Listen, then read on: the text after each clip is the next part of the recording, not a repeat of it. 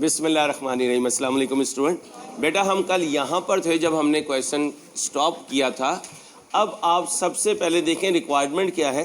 Compute the amount of borrowing cost to be for the year ended 30 June 13 in accordance with the requirements of the international financial reporting standards.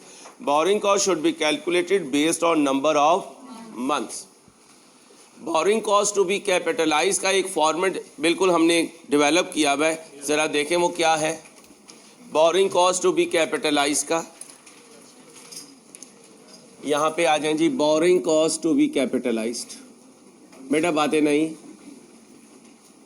Borrowing cost to be बोलें जी capitalised.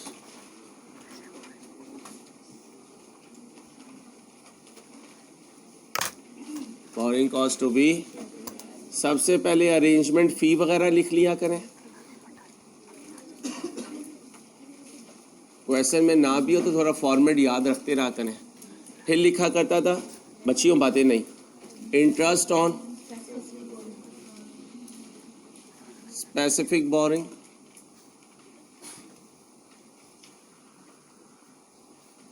Less जी बेटा less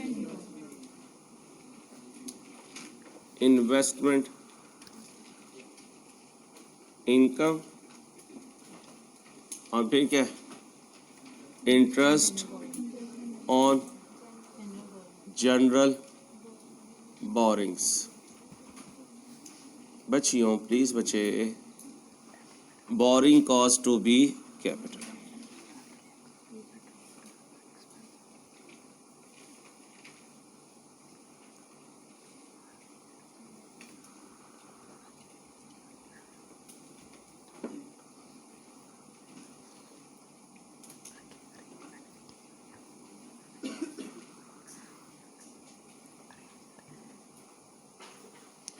okay हो गया। अब इसके बाद हम वर्किंग किया करते थे कमेंसमेंट डेट की। किसकी? Commencement date. कमेंसमेंट डेट 1 साल है 2 साल है?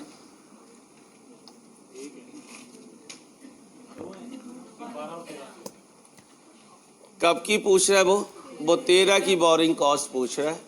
Comfort Housing Limited is developing a housing scheme. The construction work is being carried out by smart engineers. The total cost of construction has been agreed at 250 million and the project is to be completed by 30 जून 2014.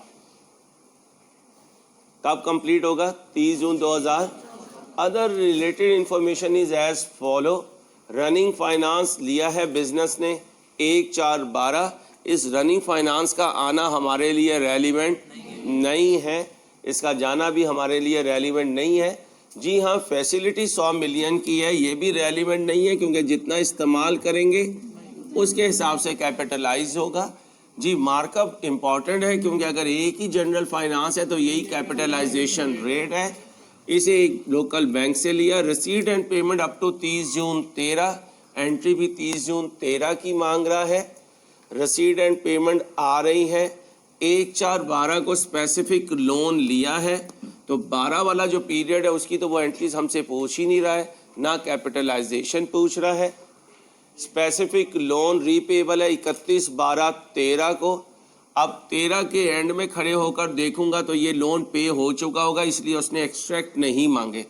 ये specific loan हो गया और फिर down payment आई है और फिर collection आई है, फिर कलेक्शन आई है। तीनों पैसे आए हैं, तीनों डेटर से आए हैं। और तीनों पैसे डेटर से अगर आए हैं तो अगर जनरल बोरिंग आउटस्टैंडिंग हुई तो उसको रीपे कर देंगे और अगर वो आउटस्टैंड ना हुई तो इन्वेस्ट कर देंगे।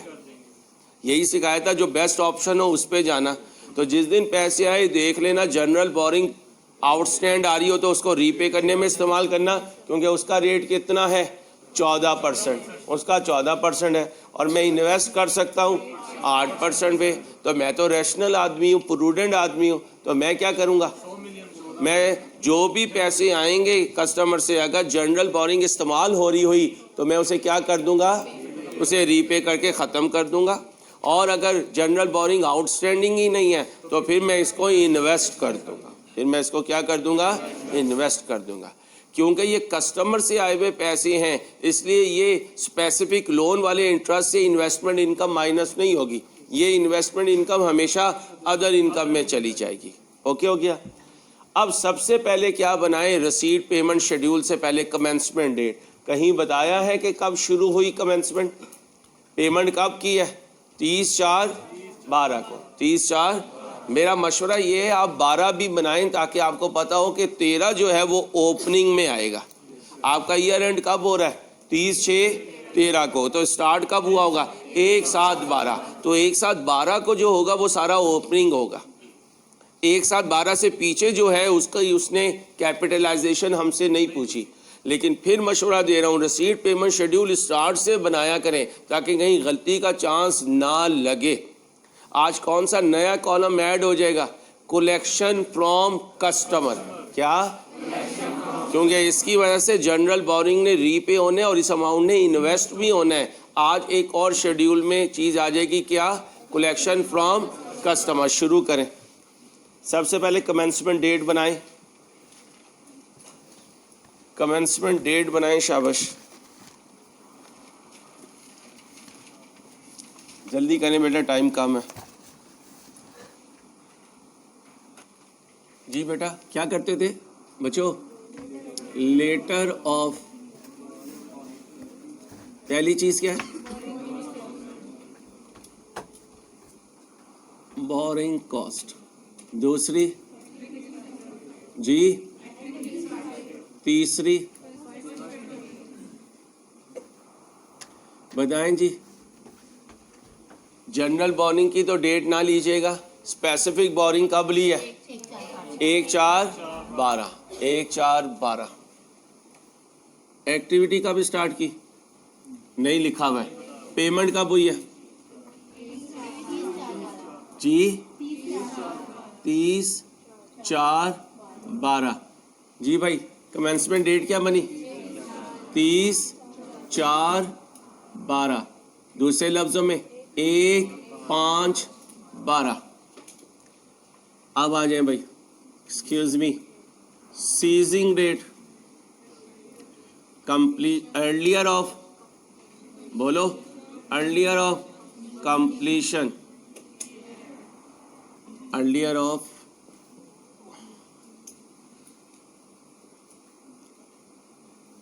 कंप्लीशन, और दूसरा क्या था, ईयर एंड।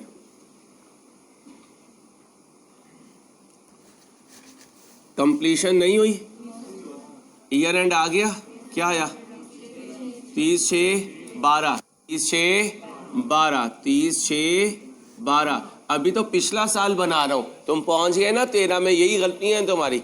अब यहां से मुझे पिक्चर क्लियर होगी, ये पिछला साल है, ये मेरे लिए रेलिवेंट नहीं है। मेरे लिए तो अब कहानी शुरू होने लगी है, क्योंकि वो क्या कह रहा है, 30/6/13 तक वाली साल की compute the borrowing cost to be capitalise for the year, up to the year नहीं कहा। और भाई बात समझो, अप टू द ईयर नहीं कहा, क्या कहा, फॉर द ईयर, कि 13 वाले साल में कितना कैपिटलाइज कर रहा हूं। बात को समझे। हो सकता है मैं टेस्ट में कहता अप टू ईयर 30 जून 13, फिर 12 भी आना था, फिर 13 भी आना था। भाई समझ आ रही बेटा। अब मेरे बच्चों बताओ कमेंसमेंट डेट कब से शुरू करो, बोलो बोलो, ऐसा पास पेपर करवाया था ग्रेनाइट वाला जी भाई, 1/7/12। अब बताओ सीजिंग डेट कब तैयार होना है इसने, 30/6, तो इसका मतलब 30/6/13 सिंपल लिख दो, ये अभी तक इनकम्प्लीट है भाई। ओके हो गया। लेकिन रसीद पेमेंट शेड्यूल पूरा बनेगा ताकि आपको बताओ कि कहां से मैंने ओपनिंग लेके चलना है। बनाए रसीद पेमेंट शेड्यूल, जनरल के आगे कैश फ्रॉम कस्टमर पुट कर देना।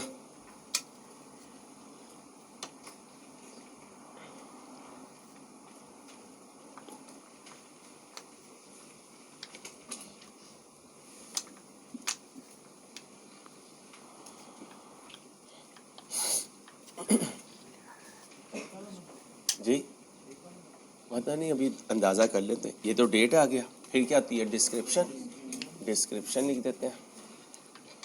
फिर स्पेसिफिक लिख दो बेटा, स्पेसिफिक लिख दिया, स्पेसिफिक के आगे जनरल लिख दो दोस्त, फिर जनरल के आगे भाई कैश फ्रॉम कस्टमर लिख दो, ये आएगा, और फिर आगे क्या लिख दो, बैलेंस लिख दो।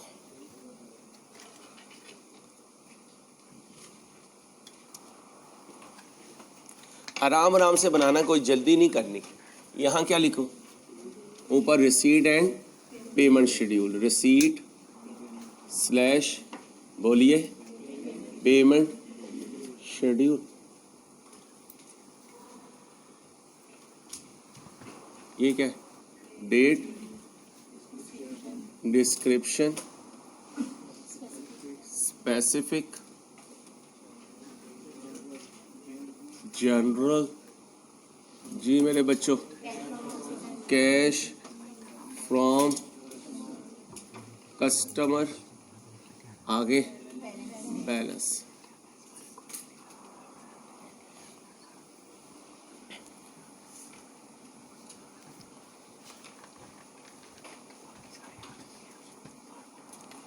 कब आया स्पेसिफिक, कितना आया, 30, गया कितना पिछले साल, गया कितना पिछले साल, ये देखो ये 30/4/12 को गया कितना, 25 गया, आया कितना, गया कितना, कब आया,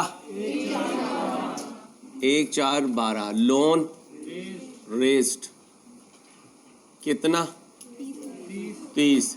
अब आप कहोगे यार अंसारी तुम्हारी अपनी मर्जी है, ये देखो ये 1/4/12 को भी तो आया, ये क्यों नहीं लिख रहे, जनरल बोरिंग का आना जाना, हाँ अगर मेरी वजह से कोई तब्दीली आई वो एक्सेप्शनल होगी उसे लिखूंगा। ओके हो गया। अब पहली पेमेंट कब की, 30/4, क्या लिखो, फर्स्ट पेमेंट कितनी की भाई, कितनी की, 25 की, यहाँ से 25 चला गया, बैलेंस कितना है, 5। अब बताओ 30/4/12 के बाद मेरा ईयर एंड कब हुआ, 30/6/12, 30/6/12 तक कोई चेंज आई नहीं आई, क्या लगा दो, लाइन लगा दो।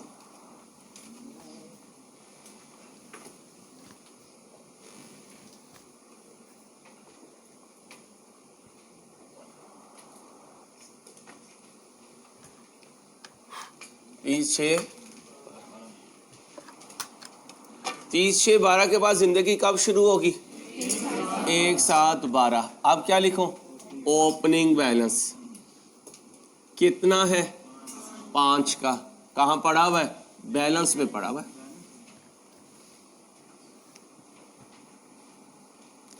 अब बताओ पेमेंट कब की,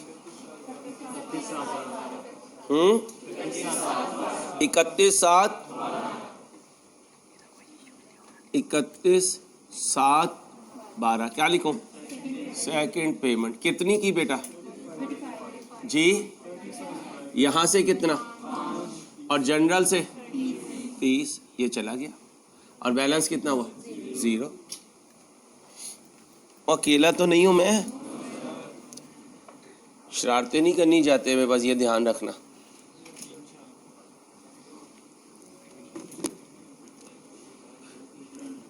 अब ये ना हो कि ऊपर बैठे हुए बार बार खड़े होके कोट लहरा रहे हो।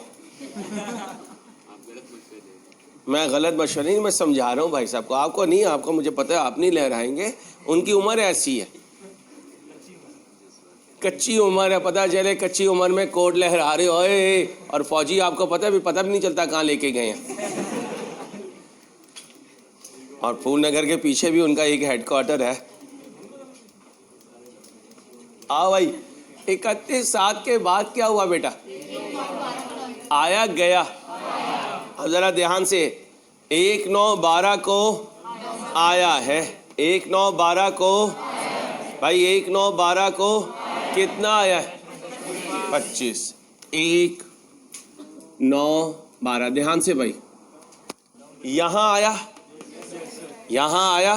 कितना आया, 25 आया, आ गया, हमने देखा तो जनरल में आउटस्टैंडिंग पड़ा हुआ था, हमने इसी 1/9/12 को कितना यहाँ से ये 25 ये गया था, ये इधर वापस आ गया और यहाँ से चला गया, यहाँ से।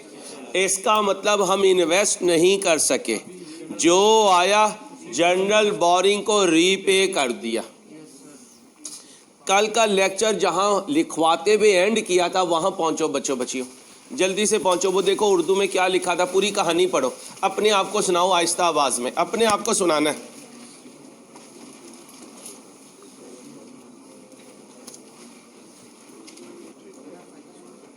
ओके, पढ़ लिया? अब मैंने पे कर दिया, मेरी जिंदगी आगे चलना शुरू हो रही है। 1/9/12 के बाद क्या हुआ? 1/9/12 के बाद 1/1, उधर क्या है 31/1/13, 35 की पेमेंट हो चुकी है। अब 1/1/13 फिर आया भाई, यहां क्या लिखूं? Down payment. यहां क्या लिखूं? री पेमेंट। किसकी री पेमेंट? जनरल लोन की। कब पेमेंट आई है? 1/1 मेरे अकाउंटिंग पीरियड में है, क्योंकि 1/7 जून है मेरा। आया है, गया है, आया है फर्स्ट, या कलेक्शन कर दें, collection from customer, collection from customer. कितना आया बेटा? 15 आया, 15 इधर आ गया। अब इसी 1/1/13 को क्या करूंगा भाई, क्या करूंगा? रीपेमेंट। किसकी रीपेमेंट? जनरल लोन की। कितना आउटस्टैंड पड़ा हुआ है? 5 यहां हो गया भाई, 5 यहां हो गया और 5 यहां से चला गया, आया हुआ पैसा चला गया। कहाँ चला गया? लोन में। अच्छा, यहाँ उल्टा बोलना है, बोल कुछ और रहा हूँ, लिख कुछ और रहा हूँ। जब गया था तो ब्रैकेट लगाई, जब रीपेमेंट की तो ब्रैकेट ख़त्म की, यानी हमने पूल में पैसे वापस डाल दिए। भाई पूल तुम अपने पैसे लो, क्योंकि हम क्यों 8% पे इन्वेस्ट करें जब हमारे ऊपर इतना बड़ा बर्डन आ रहा है। हम तो रैशनल आदमी है भाई, क्लियर है? अब यहाँ मेरे पास कोई पैसा नहीं बचा था, यहाँ 15 आया, उसी दिन 5 मैंने दे दिया, 10 बच गया। अब 10 को मैं क्या करूँगा? इन्वेस्ट कर दूंगा। किस रेट पर? अब मेरी एक अजम्पशन है, क्योंकि स्टैंडर्ड में कहीं नहीं ये बात लिखी हुई कि मैं इस 10 को इस स्पेसिफिक लोन जैसा समझूं, अगर जैसा समझूंगा तो इसको उसके इंटरेस्ट में से माइनस कर दूंगा। और अगर मैं कहूँ नहीं यार इसका स्पेसिफिक लोन से कोई ताल्लुक नहीं है, तो इस 10 से आने वाली इनकम को अदर इनकम बना दूंगा। ये कोई डिबेटेबल पॉइंट नहीं है। जहाँ स्टैंडर्ड खामोश है वहाँ तुम आज़ाद हो, जहाँ अब्बा नहीं है उस फंक्शन में तुम आज़ाद हो। आज वाघा बॉर्डर पे डबल डेकर बस पे मेरा लाल आज़ाद है, जितना मर्जी कोट लहराए। हाँ, अगर नीचे में इसके अब्बा जी को बुलवा के बिठा दूँ तो फिर इसकी जान जाए, साहब सूख जाए भाई साहब, इस तरह का।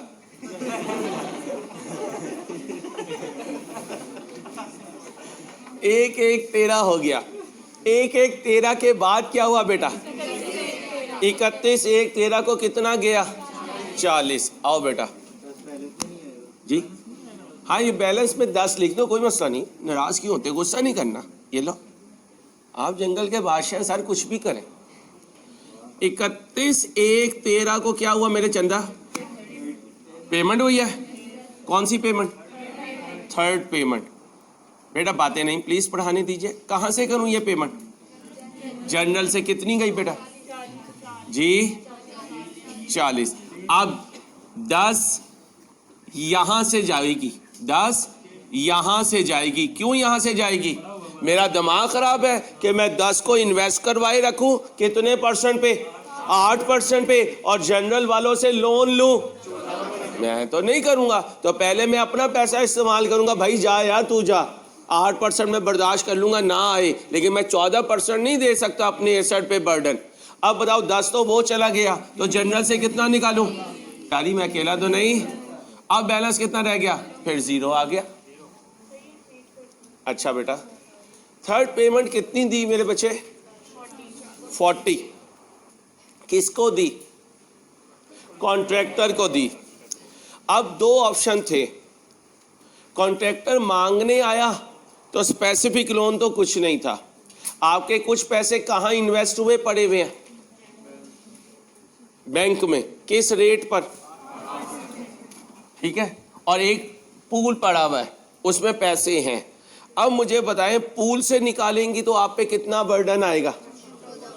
14%। आपने पूल में से निकाल लिया, मैं अज्यूम कर रहा हूँ, आपके साथ वाली दोस्त आई, उसने क्या कहा? पागल है बिल्कुल सहेली तू, 14% चार्ज करवा रही है और कमा 8% है। आपने कहा पहले क्यों नहीं बताया? उसने कहा पहले कैसे बताती, मैंने लेक्चर ही आज लिया सारी का। ठीक है, पहले तो हम दोनों एक जैसी थी। अब ये बच्ची दूसरी बच्ची को समझा रही है तो उसने कहा ठीक है, सही कह रही हो, शुक्र है मैंने अभी तक विड्रॉ नहीं करवाया। इसने फौरन चेक जेब में रख लिया, पर्स में रख लिया और जाकर क्या कहा कि भाई ये जो 10 है पहले इसको दो पेमेंट करने के लिए। किसी ने कहा 8 का गम आएगा, उसने कहा 14 का गम बचेगा भी तो नेट तो मुझे 6 के ही खुशी आ रही है। अब बाकी कितना देना था? 30। अब बाउंड है, क्यों? क्योंकि जो इन्वेस्ट किया था वो भी खाली हो चुका, वो भी खाली हो चुका, स्पेसिफिक पहले खाली हो चुका। अब मजबूरन कहाँ जाऊंगा? उस पूल में, वहां से कितना निकालूंगा? 30 निकालूंगा। क्लियर बेटा? आगे चलो, 31/1 के बाद क्या हुआ? अब तुम बढ़ाओ, मैंने सिखा दिया सारा अल्लाह के फजल से। क्या कह रहे हो जी बेटा? प्लीज प्लीज मैंने, अगर मेरा बच्चा भी इस तरह करेगा ना तो फिर यकीन करो मैं तो बड़े लेमैन लैंग्वेज में कहूँगा फिर मेरे पे लख लानत है। अगर मेरा बच्चा, मेरा पाला हुआ बच्चा भी ऐसी हरकतें करेगा, मैं नहीं एक्सपेक्ट करता, इसलिए हर बच्चा मेरे साथ चल भी नहीं पाता है। बेटा जनरल के साथ लिखा हुआ है cash from customer, cash from customer. जी मेरी जान, कौन है? हाँ जी,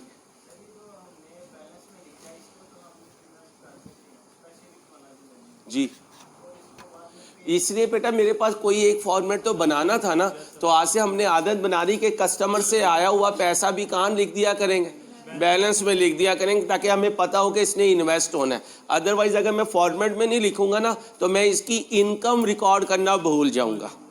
और ये अलहदा बात है, या तो मैं इस इनकम को अदर इनकम समझूंगा या जो स्पेसिफिक इंटरेस्ट जा रहा था उसमें से लेस कर दूंगा। इस पे स्टैंडर्ड खामोश है, मेरी मर्जी है, जो मर्जी करूं। इसमें वही ट्रीटमेंट होगी कि ये बैलेंस हुआ करेगा, ये इन्वेस्ट हुआ करेगा और ज़रूरत पड़ने पर इस्तेमाल हुआ करेगा। ये देखो 5 पड़ा हुआ था, ज़रूरत पड़ने पर चला गया, 10 पड़ा हुआ था, ज़रूरत पड़ने पर चला गया। तो आदत बनाएं कि इसको यहाँ लिख लिया करें। ये पुट्ठी पुट्ठी चीज़ें इसलिए लेकर आता हूँ ताकि जो चीज़ स्टैंडर्ड में नहीं है और आ सकती है वो भी आपको आती हो। आपने देखा किसी पास पेपर में अभी तक ये पॉइंट नहीं आया, जिस दिन आएगा उस दिन उम्मत को उड़ाएगा। तो हमने पहले से बच के जलना है कि जब कभी अनसीन पेपर आए तो अल्लाह ने चाहा तो इंशाल्लाह रजिस्टर में वो चीज़ मौजूद होगी। इंशाल्लाह दुआ करें, इज्जत कायम रहे। बस है कौन भाई? जी भाई, ओए वो हम हमेशा इन्वेस्ट करेंगे, क्योंकि सिर्फ कस्टमर से आने वाला पैसा जो है उसको हम इस्तेमाल कर रहे हैं। और मैंने कहा था क्वेश्चन में अगर वर्ड पेड आएगा तो सिर्फ जब स्पेसिफिक पे होगा, अदरवाइज स्पेसिफिक भी पे नहीं होगा। ठीक है बेटा? तो पेबल लिखा हो तो इसका मतलब अंदाजे बयां है। अंदाजे बयां मेरे शेड्यूल में नहीं आएगा, जो मैं अमल करूंगा वो मेरे शेड्यूल में आएगा। और जनरल के लिए क्वेश्चन साइलेंट है, इसके लिए हमने क्या अजम्पशन ली है कि हर रैशनल आदमी 8 पे इन्वेस्ट करने के बजाय अपने ऊपर से बर्डन कम करवाएगा, इसलिए मैं पेमेंट कर रहा हूं जनरल की। आप कल क्लास में थे? अच्छा, कल क्लास में थे आप? कल मैंने एक नोट लिखवाया था, वो जरा ओपन करें कि स्पेसिफिक लोन को मैं वक्त से पहले पे नहीं कर सकता, जनरल को कर सकता हूं। मैं कहता हूं अगर हम स्पेसिफिक लोन लें और पेमेंट करने में कॉन्ट्रैक्टर को कुछ टाइम हो और हमारे ऊपर आउटस्टैंडिंग है जनरल लोन, तो हम जनरल लोन की रिपेमेंट कर देंगे स्पेसिफिक से। नहीं मेरी तो स्पेसिफिक लोन से आप कह रहे हैं जनरल को पे कर दूं, नहीं भाई लिख लें, स्पेसिफिक का बैलेंस पड़ा हुआ है तो आप जनरल की पेमेंट नहीं करेंगे। स्टैंडर्ड इसके लिए बिल्कुल खामोश है, जनरल चलता रहेगा। स्पेसिफिक का पैसा पड़ा हुआ है, जनरल की पेमेंट नहीं करेंगे, स्टैंडर्ड इस पर खामोश है। बच्चे सवाल समझे खान साहब का? वो कह रहे हैं कि ये 5 पड़ा हुआ है, इससे आपने जनरल को रीपे नहीं किया, अगर पे करना पड़ जाए तो करेंगे, नहीं इसको यहीं पे रखूंगा और इसको क्या करूंगा, इन्वेस्ट करूंगा। तो रैशनलिज्म अपना पैसा वर्सेस जनरल के साथ होगा, रैशनलिज्म स्पेसिफिक का पैसा जनरल के साथ लिंक नहीं करेगा। आगे बढ़ाएं, 31 से आगे बढ़ाएं, बढ़ा लिया। कब पेमेंट किया? आया है, गया है, आया है 1/4/13। बेटा बातें नहीं, कलेक्शन आई है, कितनी आई है? 18 आई है। पेमेंट कब की है? कोई आउटस्टैंडिंग है भाई? आउटस्टैंडिंग है कोई? 1/4/13 क्या कर दूं? रीपेमेंट ऑफ कितना पड़ा हुआ है भाई? कितना पड़ा हुआ है? 18 पे हो जाएगा, ये पॉजिटिव और यहाँ से ये 18 ख़त्म। बेटा बातें नहीं ना भाई, पूरी बात बेटा। अब बोलें जी, आया गया, कौन सी पेमेंट? 4th payment. कितने की? कहाँ से दूं? कितना? 40 ब्रैकेट लगा दूं और इधर बैलेंस क्या है? 0। पूरा हो गया भाई, पूरा हो गया। अब मेरे दोस्तों ज़रा ध्यान से, कब के लिए मांग रहा है वो? फॉर द ईयर या एज ऑन? अप टू नहीं मांग रहा है, अप टू मांग रहा होता तो ये भी लिखता। फॉर द ईयर मांग रहा है, यहाँ से ऑनवर्ड बनाऊंगा। बनाएं, 5 मिनट दे रहा हूँ आपको। क्या? कहाँ 12? अरे आपने 30 आया तो 18 की पेमेंट होगी, बाकी 12 जो जनरल लोन का पड़ा था। 18 आया, 18 रीपे कर दिया तो ये 0 ही बचेगा ना?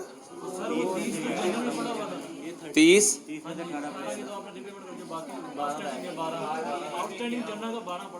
आउटस्टैंडिंग का तो कहीं पे भी नहीं लिखते भाई। जो अभी पे करना है 30 था हमारे पास और हमने 18 पे कर दिया। हाँ तो कोई मसला नहीं है, उस 12 को तो पहले भी कहीं नहीं लिखा। एक मिनट, कंफ्यूज ना करो बेटा। ये 30 मैंने दिया, इसका कहीं बैलेंस लिखा? नहीं लिखा। फिर उसमें से 25 पूल में वापस डाल दिया, 5 अभी भी पड़ा हुआ है, ठीक है, इस्तेमाल किया हुआ मैंने। फिर वो 5 वापस कर दिया, फिर मैंने 30 निकाल लिया, 30 में से 18 वापस कर दिया, फिर मैंने 48 निकाल लिया, ठीक है। तो जनरल में से जो इस्तेमाल होके हो जाता है वो सिर्फ पेमेंट में आता है, वो बैलेंस में नहीं आता। भाई हरास ना किया करें बच्चों को प्लीज़, वो पहले ही सोच रहे होते हैं, आप ऐसे ही कन्फ्यूज़ करते हैं। और एक टीचर ही काफ़ी है, जब क्वालिफाई कर लोगे फिर टीचर बन जाना। और मैं आपको नसीहत करूँगा, कभी टीचर ना बनना। हाँ, कभी टीचर ना बनना। टीचर की अपनी ज़िंदगी नहीं होती बेटा, टीचर की अपनी ज़िंदगी नहीं होती। टीचर बीमार है, उसके घर में कोई मसला है, कोई जिम्मेदारी है, अगर उसने टीचिंग ले ली है तो उसकी अपनी ज़िंदगी नहीं है। मैंने अपनी 22 साल में ज़िंदगी नहीं गुजारी, मैंने नहीं ज़िंदगी गुजारी। मैं किसी बच्चे को नहीं कहता कि फुल टाइम टीचिंग करना, फुल टाइम टीचिंग मत करना, क्योंकि फुल टाइम टीचिंग में आपकी अपनी ज़िंदगी कुछ नहीं होती। आप अपनी ज़िंदगी एंजॉय नहीं करते। आप सुबह को वही स्कूल के टाइमिंग पे निकलते हैं, वही सरे शाम आप अपने घर में घुसते हैं। आप अपने बच्चों को पैसा तो दे पाते हैं, आसाइशें तो दे पाते हैं, टाइम नहीं दे पाते। आपके बच्चों का टाइम भी आपके स्टूडेंट ले जाते हैं। तो कोशिश कीजिएगा फुल टाइम टीचिंग ना करें। टीचर की अपनी कोई ज़िंदगी नहीं है, 0 ज़िंदगी है अपनी। चलो भाई जल्दी से करें, शाबाश, जल्दी से करें, जल्दी से। अपनी बीवी को टाइम दीजिएगा, फिर आगे आने वाले बच्चों को टाइम दीजिएगा, उनकी ज़रूरत होगी आपकी। ऐसे थोड़ी हम कोट सिलवा रहे हैं, पता चले कोट सिलवा के घर वाली ले आए हैं, गरारे वाली, बाद में टाइम ही नहीं है। ऐसा भी गरारा भी सिलवा लें, कोट तो ले लिया आपने, और उसके लिए अपने लिए यार क्या हो गया तो भाई यार, हम ना तुझे टेंशन नहीं लेनी यार, ये बच्चियाँ इंशाल्लाह मदद करेंगी तेरी खरीदारी में। चलो भाई बच्चियों, साथ जगह दे दो। वो गरीब की, इधर आ जाओ, गरीब की बाल बेटा, इधर आगे आ जाओ, टाइम पे आया करें प्लीज। साथ हो जो, नेवर माइंड, चलो भाई जल्दी से बनाए, ध्यान से कैलकुलेशन कर दे मुझे।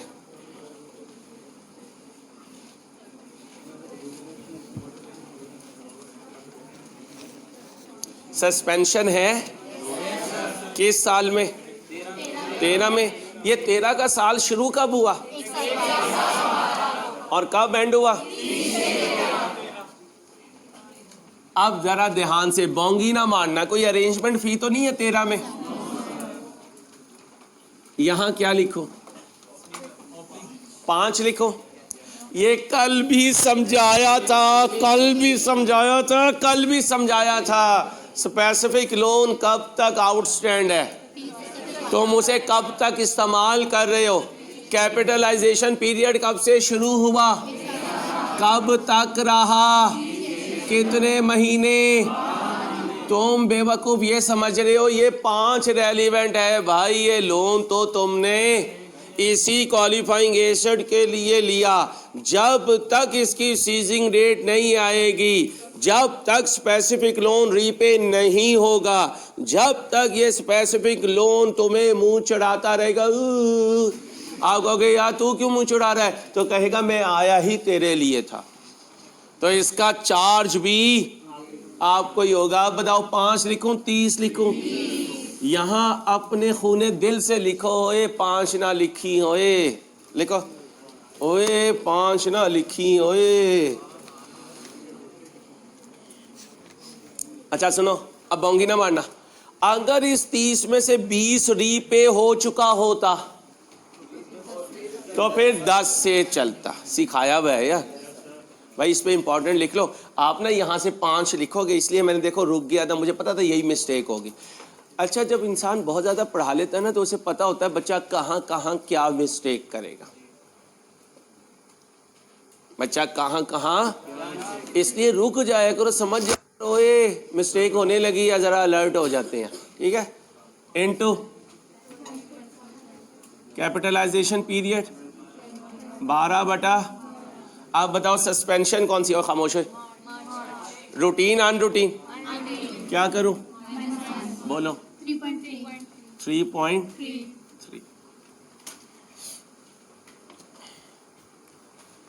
मिसेस शेख, कब थे मिसेस शेख के पास पैसे?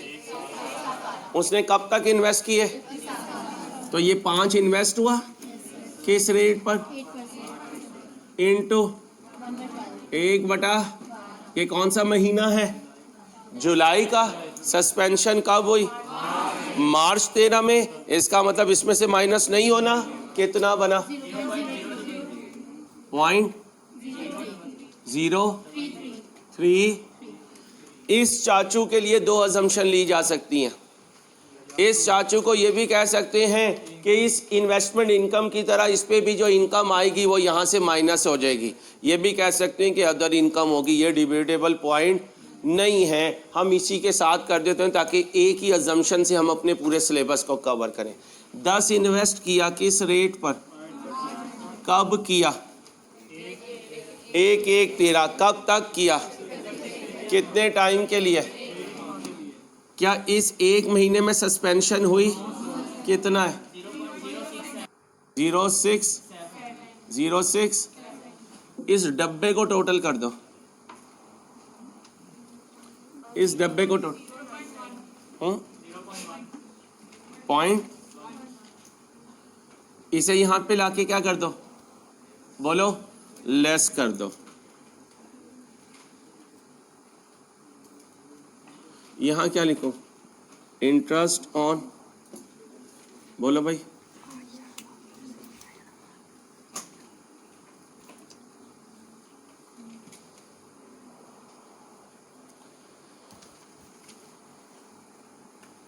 मिस को कहते हैं अब वैल्यूएशन करवा लीजिएगा, सर फ्री हो जाएंगे।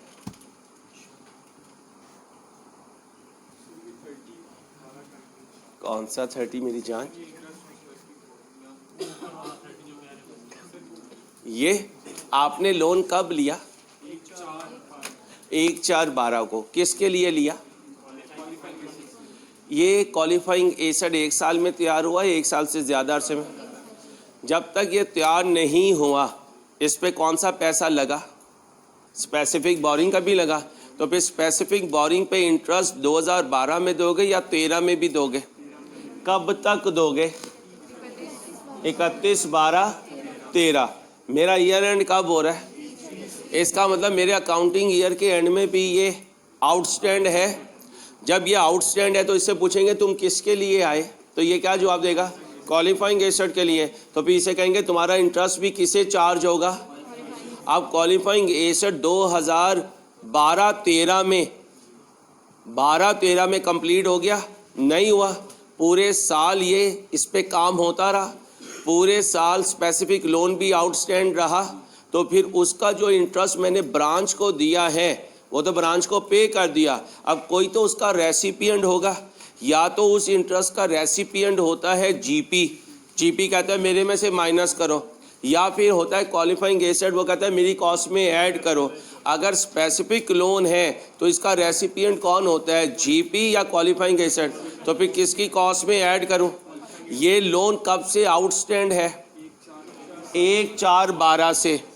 फिर क्या ये एक साथ 12 को भी आउटस्टैंड है? एक साथ 12 को भी आउटस्टैंड है। क्या ये 30 से 13 तक आउटस्टैंड है? क्या इस पे पूरे साल इंटरेस्ट चार्ज हुआ? क्या पूरे साल का इंटरेस्ट क्वालिफाइंग एसेट को जाना चाहिए? जा रहा है। हम क्या समझ रहे हैं कि ये तो 5 पड़ा हुआ है। पहले तो ये समझ लें ये 5 उसमें से बचा हुआ पैसा है, लोन तो पूरा आउटस्टैंड है। हम इससे ये समझते हैं कि उसका बैलेंस 5 पड़ा हुआ है, ये लोन का बैलेंस नहीं है, ये अनयूटिलाइज कैश है। क्या है? तो यहाँ लिख लेते हैं अनयूज्ड कैश। अब ये ना समझो कि 5 लोन आउटस्टैंड है, 5 पड़ा हुआ दराज में कैश है, लोन तो पूरा 30 आउटस्टैंड है। अगर वो पूरा 30 आउटस्टैंड है तो उस पूरे का इंटरेस्ट क्वालिफाइंग एसेट को बर्दाश्त करना पड़ेगा। क्लियर हो गया? तो भाई यहाँ लिख लिया करें, कभी कंफ्यूज हो कि ये लोन का बैलेंस होता है, ये कैश का अनयूज्ड बैलेंस होता है।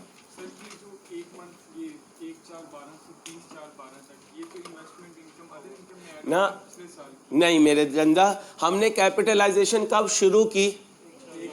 मैं वो भी करके दिखा देता हूँ आपको। अगर वो मुझे कहता 2012 की borrowing cost to be capitalise करो, तो मैं लिखता इंटरेस्ट ऑन, बोलो, स्पेसिफिक बोरिंग्स। कितना बोरो किया? 30 इंटू कोई फ्रैक्शन। हाँ जी। कब लोन लिया? कैपिटलाइजेशन कब शुरू हुई? 1/5/12। 1/5 तो कितने महीने? मई और जून। 2 बटा, इसमें कोई सस्पेंशन नहीं हुई। कितना बना? 0.6। आपके पास लोन तो इस डेट पे आ गया, आपने इसे इन्वेस्ट किया होगा। कितने को? 5 को।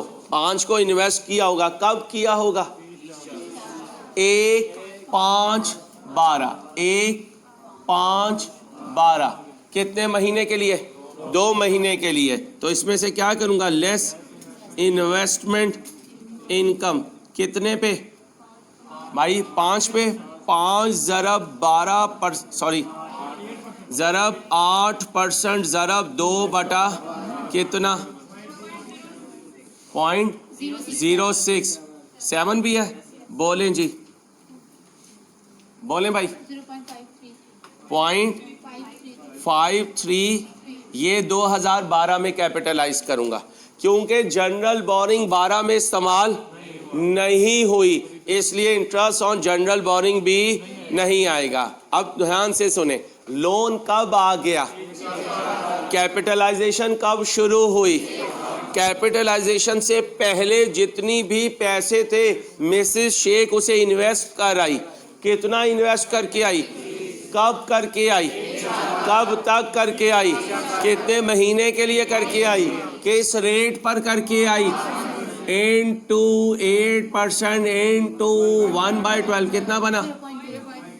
0.2। अब इस डेट तक कमेंसमेंट शुरू नहीं हुई, इस डेट तक आने वाली इनकम कहाँ जाएगी? अदर इनकम में जाएगी। कॉन्सेप्ट वही लेकर चलूंगा जो पहले दिन लेकर चला। उसको कैसे घुमाना है ये आपने सोचना है, क्योंकि अगर कॉन्सेप्ट ना होता तो हम 12 ना बना पाते। 12 मैंने वैसे ही बनाया जैसे मैं बनाता आया हूँ। अब आपने ये भी कॉपी करना है, ये भी कर लें, वो अदर इनकम लिखनी है वो भी लिख लें। अब आ जाए इंटरेस्ट ऑन जनरल बोरिंग। ज़रा ध्यान से, आज तक क्या होता था, जनरल बोरिंग से पैसे निकालते थे तो कंप्लीशन डेट तक या ईयर एंड तक वो रिटेन होते थे। रिटेन होने का मतलब इस्तेमाल में रहते थे। आज ऐसा नहीं हो रहा है। आज हमें बहुत ध्यान से चलना पड़ेगा, क्योंकि हम निकाल भी रहे हैं और वापस भी डाल रहे हैं। तैयार हो? कब निकाले? इसका दूसरा नाम 1, 8, 12। कितने निकाले? ये 30। ओ भाई, ये 30, इनमें से कितने वापस किए? इसका मतलब 30 इस्तेमाल हुए कब तक? यानी 31, 8, 12। 30 यहां तक इस्तेमाल हुए, यहां तक हुए। 25 वापिस आ गए। 25, तो फिर इस डेट से आगे 5 इस्तेमाल हुए। इस डेट से लेके कब तक? कब तक? बोले बोले कब तक? इसका दूसरा नाम बड़ा तीखा सा लेकर आया था मसाले डाल के क्वेश्चन में, क्योंकि पास पेपर नहीं है, खुद को पंगा किया हुआ है, ऊपर लिखा हुआ है। हाँ, पागल क्वेश्चन। ऐसे क्वेश्चन को पागल क्वेश्चन कहा करो, ये तुम्हारे दिमाग को खोल देंगे इंशाल्लाह। पास पेपर सही नहीं खोलते, थोड़ा बहुत तुम सही रह जाते हो, क्योंकि इसने सबसे मजेदार क्वेश्चन तुम्हें दिया कि चीजों को घुमा रहा है। ऐसे ही एक आधा टेस्ट में डाल देंगे। हैं? अब जरा तुम बनाओ, देखते हैं किसका दिमाग नहीं घूमता। वो कहते हैं अंसारी मैं कायम हूं। करो, बनाओ। इंटरेस्ट ऑन जनरल बोरिंग बनाओ।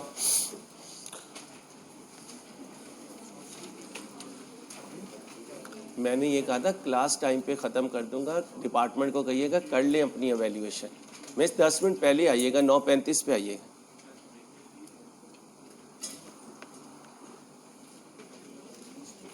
कितने महीने के लिए लगा? 30। 1 महीने के लिए। ये देखें, 1, 8, 12 को निकाला और वापस कब डाल दिया? 31, 8, 12। कितने महीने के लिए? 1 महीने के लिए। 30 ज़रब 14% इंटू, ओके। अब इससे आगे कितना इस्तेमाल हुआ? 5 ज़रब 14%। अब बताइए 5 कब तक इस्तेमाल रहा? 31, 12, 12। कितने महीने? बोलो कितने महीने? 4/12। अब आगे तुम कंप्लीट करो। टच मैंने दे दिया कि ऐसे लेके चलना।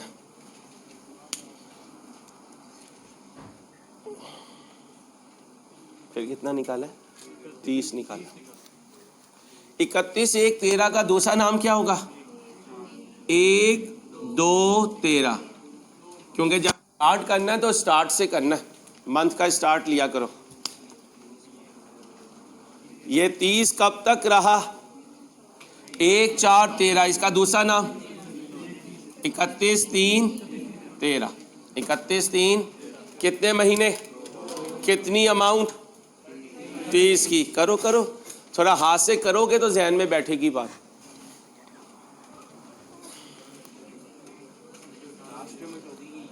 हैं? हाँ, लाजमी बात है। अब ये देख लेना इसमें सस्पेंशन ना हुई हो। हुई है? आ जाओ, आओ भाई मेरे साथ आओ। रुक जाओ बच्चियों प्लीज। ये गया बच्चियों, बच्चियों एक दफ़ा सुना करें, भी बात में ना कहना अंसारी साहब ने डांटा था।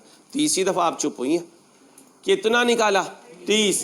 कब? 1, 2, 13 को 30 लिख दो इनटू। अब जरा ध्यान से, कब निकाला? कब तक भाई? कब तक? कितने महीने? क्या इन 2 महीनों में सस्पेंशन है? कितने महीने की? तो 2 - 1/12 भाई, ओके। अब इस 30 में से कितना आ गया? तो इसका मतलब कितना इस्तेमाल यहां से शुरू हुआ? 12 का। कब से? 1, 4, 13। कब तक? कब तक? कब तक 30/6/13, ये लिखा हुआ है 30/6/13। इसलिए कहता हूँ एंड में लिख लिया करो ताकि पता हो कहाँ से कहाँ तक चलना है। अब बताओ ये 18 कब से शुरू हुआ, 12 कब से शुरू हुआ, कब तक रहा, तो यहाँ क्या लिखूं, 12 ज़रब 14% ज़रब, बोलो भाई 3/12, 3/12। क्या इसके बाद भी पैसे निकाले? जी अंसारी साहब कितने निकाले? 48 निकाले। 48 इंटू 14% इंटू कब निकाले? 1/6/13। कब तक निकाले? कितना बना? 1/12।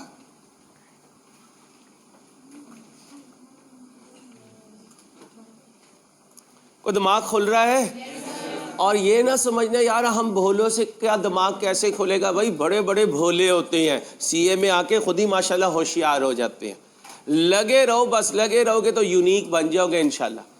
और अगर यूनिक ना बने ना तो ऑर्डिनरी रहोगे। और याद रखना फैमिली में ऑर्डिनरी की कोई वैल्यू नहीं होती। हाँ ये अलहदा बात है, यूनिक के पीछे भी सारे पड़ जाते हैं। हॉट केक जो कहते हैं ना, चेरी ऑफ द केक कहते हैं ना, चेरी ऑफ द केक आप ही बनोगे फिर फैमिली में। क्यों? क्योंकि माशाल्लाह आप यहाँ पहुँच जाओगे, फिर लोगों के और तो कुछ नहीं मिलेगा, फिर आपकी ज़ातियात पे आ जाएंगे।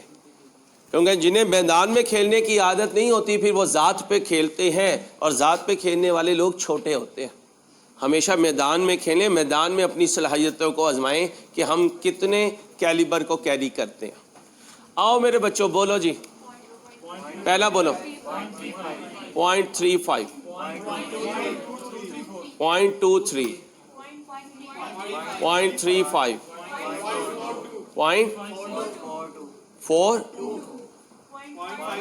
आखिरी है 0.56। ये जमा करो, ये माइनस करो, ये जमा करो, 5.11। कॉपी करो ध्यान से।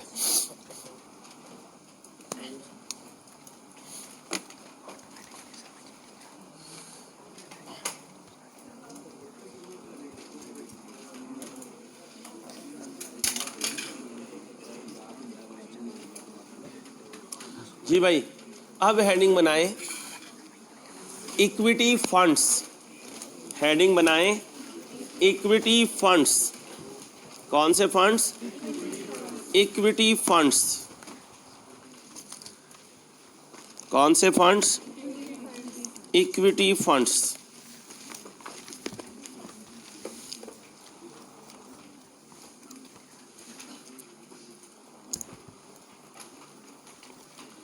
क्वालिफाइंग एसेट पर बेटा बातें नहीं,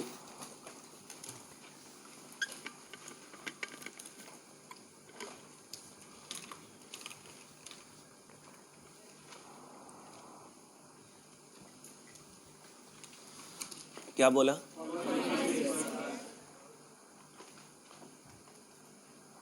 इक्विटी फंड्स भी इस्तेमाल हो सकते हैं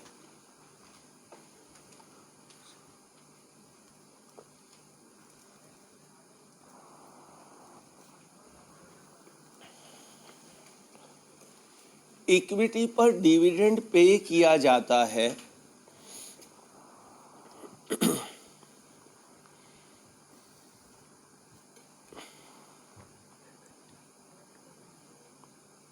क्या कहा? इक्विटी पर इक्विटी बोरिंग नहीं कहलाती। क्या कहा? इक्विटी बोरिंग नहीं कहलाती।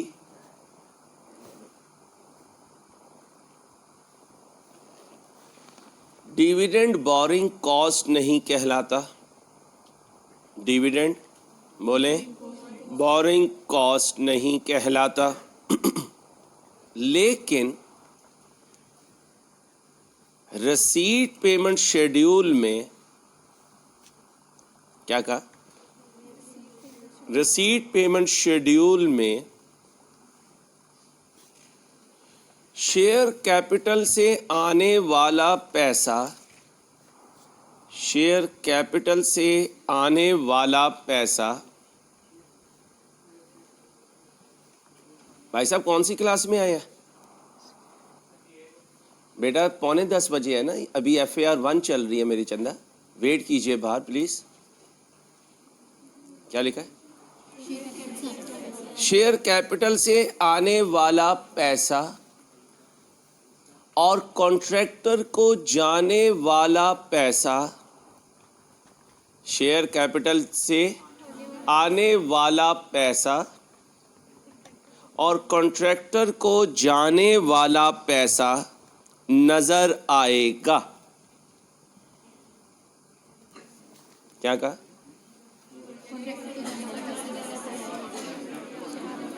अब स्टोरी क्या बनेगी? कल अगर ज़िंदगी रही इंशाल्लाह तो रिसीट पेमेंट शेड्यूल में एक नया करैक्टर आएगा, इक्विटी। सुनो क्या हुआ, क्या हुआ? अभी टॉपिक चल रहा है क्या यार? पागल हो यार तुम यार, ऐसे डीमोटिवेट ना किया करो यार प्लीज़ यार, यकीन करो सारा मेरा टेम्पो का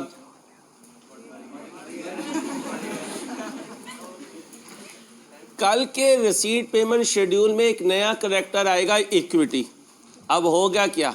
मैं शेयर इशू करूंगा, बिजनेस को पैसा आएगा, खामोश रहे यार, वो पैसा आएगा, ठीक है। फिर वो पैसा पड़ा हुआ होगा, कॉन्ट्रैक्टर आ जाएगा पैसे लेने, मैं उसी पैसे को उठाकर कॉन्ट्रैक्टर को पे कर दूंगा। अब वहां पेमेंट में वो आ रहा होगा, पेमेंट में वो आ रहा होगा, लेकिन वो तो बोरिंग नहीं है। अगर वो बोरिंग नहीं है तो रसीद पेमेंट शेड्यूल में तो आएगा, लेकिन borrowing cost to be capitalised में और इक्विटी पे जो खान मैं आपसे एक्सपेक्ट नहीं करता, कितने डीमोटिवेटिंग फैक्टर हो यार। आप रजिस्टर बंद कर रहे हो, जाओ पहले आप चले जाओ, मैं बाद में पढ़ा लूंगा। जा मेरी जान दे यार, इसे जगह दे यार, खान को जगह दे, जा यार खान।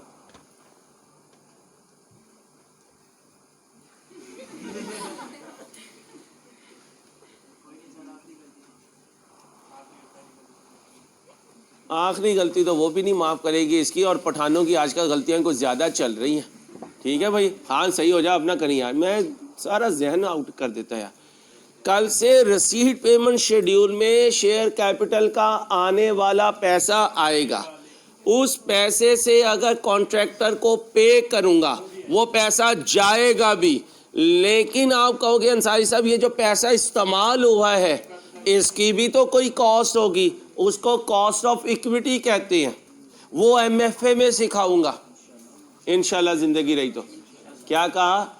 उसको कॉस्ट ऑफ इक्विटी कहते हैं। जब कॉस्ट ऑफ कैपिटल MFA में सिखाऊंगा इंशाल्लाह, वहाँ बताऊंगा कॉस्ट ऑफ इक्विटी क्या होती है, कॉस्ट ऑफ डेट क्या होती है, इनको एवरेज आउट कैसे करते हैं। अभी जहन में ये रखें, इक्विटी भी सोर्स ऑफ फाइनेंस है, इतना जुमला याद रखना।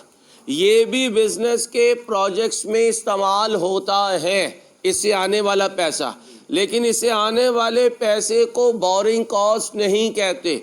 और IAS 23 किस पर एप्लीकेबल है? Borrowing cost per. जब ये बोरिंग कॉस्ट नहीं है तो ये GP में से माइनस भी नहीं होगी कॉस्ट ऑफ इक्विटी, और ना ये borrowing cost to be capitalised में आएगा। ओके हो गया? ख्याल रखिएगा, अल्लाह हाफिज़।